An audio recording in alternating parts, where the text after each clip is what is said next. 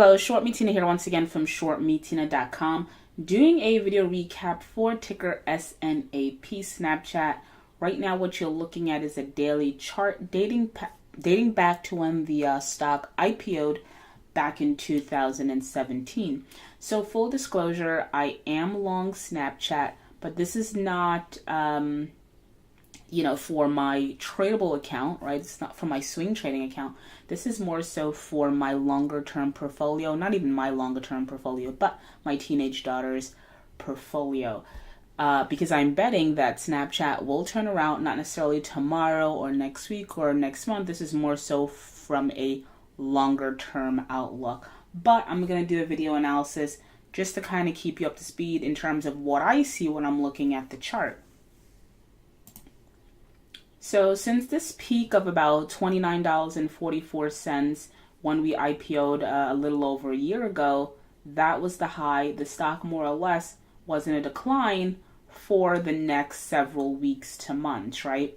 And somewhere around July of last year, right, coming up on a year, we did this sideways actions sort of trading. And that range is anywhere from about, let's say, $11 to about 17. So that was the range more or less for the next few months. We got to around 11, popped up to 17, back to 11, popped up to 17.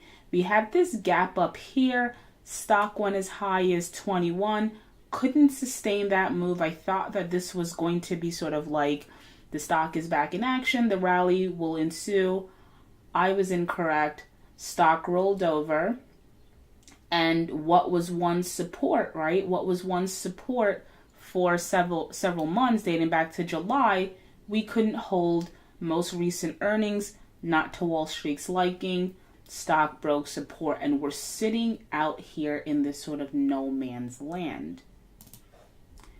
Now, the fact that we've actually maintained, we've actually traded since the gap down relatively close to that support area. We'll now call it resistance because that's the first hurdle we need to get through.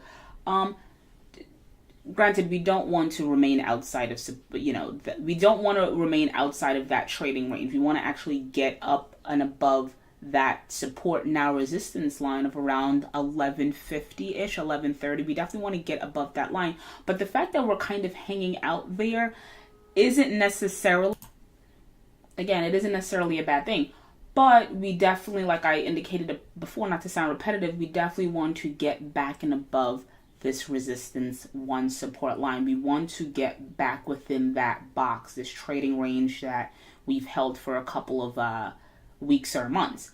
Now, the scenario that I see unfolding, considering, we're having a hard time, we actually should have already been above this line because we were not that far from it. But the fact that we have not been able to gather the strength to push through that resistance line tells me, and especially with this close at $11.02, tells me that it wants to retest those lows, that May 3rd low of $10.51. This is not necessarily a bad thing, providing that $10.51 represents the low, right? So if we retest 1051, we bounce off of that. That's a good sign. Bullish pattern. We can call it a double bottom. And I think at that point, the worst is behind us. And it might be not necessarily smooth sailing, but we'd be on our way back up to at least retest 17, 20, 21, etc. Right? So that for me is a scenario I want to play out. I wanted to try to retest that 1051 lows to see whether or not there's strength there or if there's weakness, right? Because if we break through 1051 and we cannot find a floor, then this stock is even more broken than it is now. However, if we can retest those 1051 lows and buyers step in and hold up that level, that says to me, there are people willing to pay for this stock around 1051, and that might be representative of the floor. But for now, we, again, just have to sit and wait. So in the upcoming days, upcoming weeks, I fully expect Snap to retest those 1050 lows. Whether or not we hold or crash through it will tell you, at least for the shorter term, what's in store for Snap, right? If we retest 1051, bounce, hold those levels, that says to you, floor might have been put in at 1051.